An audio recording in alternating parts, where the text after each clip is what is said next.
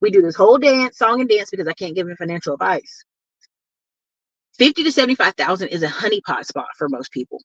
Now, most people are going to make that money in their business, and the first thing they're going to do is go on more vacations and reinvest all the money back in the business.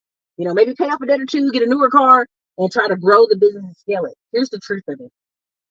When you have a full-time job, and many of you that call me do, you have a full-time job, unless you're going to hire somebody to help you manage that thing to really grow it, you're going to burn out. Do not try to scale it. Some things aren't scalable.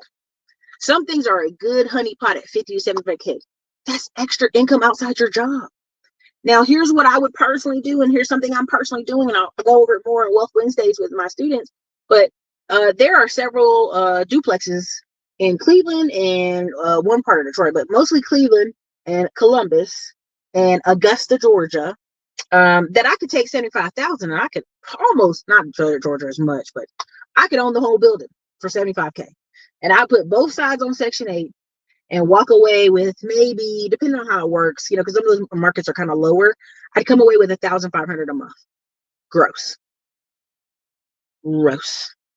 And I would dare say net after some of the locations, but I'm gonna just keep it simple, gross. Now you're gonna say, man, Ericka, that's all? Yeah. 1,500 times 12 months is 18 grand. Now let's say I get 2 of those. That means I've got 36 grand coming in gross. Come on. What's 36 grand? It's more than 75 million Americans are making a year.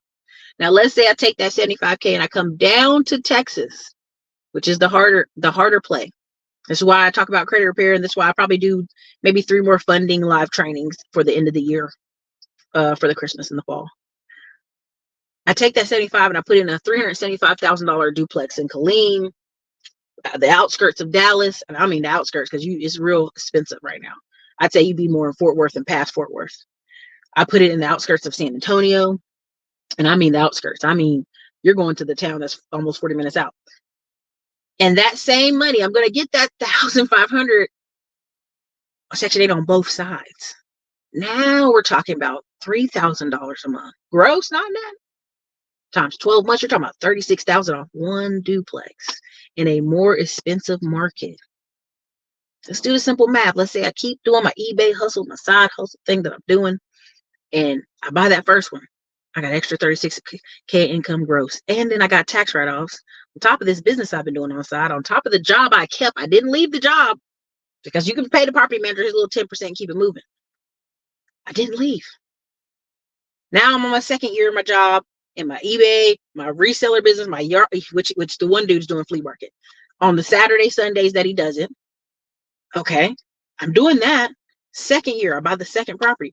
Now I've got $72,000 gross from these duplexes in the Texas area coming in because of Section 8. Section 8 gonna pay, baby. They're gonna pay, right? Now you could replicate this without the mortgage, right? Because this is the thing, that's the kicker. The one in Texas that's 375,000. You put in 20% down, which is 75,000. You still got a mortgage on that. So let's just cut that money in half. Say you got 2 of them. Now you're at 36,000 a year, right? Gross 72 now, but net maybe 36. Still doing well. Your wife might be able to stay home now. But if you do that for 3 years in a row, and one of my clients in Raleigh is doing this right now. He's on his 3rd one in a row. He has 108,000 gross, not net, income coming in off those properties he has on the East Coast. Just 3 years in a row. That's it. And he moved up his job. He switched one job to the next, got a promotion. He made $90,000 bump up. Boom. Switching jobs. Not careers. Not quitting. Not, I'm going to just do real estate. I'm going to just chill. No, just switch jobs. When you're really in tech, folks, when you're really out here working your butt off, depending on what your title is, you can really get those bumps in pay. You get your bumps in pay when you move and you switch jobs, not when you beg for a raise from your boss that's only going to give you 1 to 2% raise.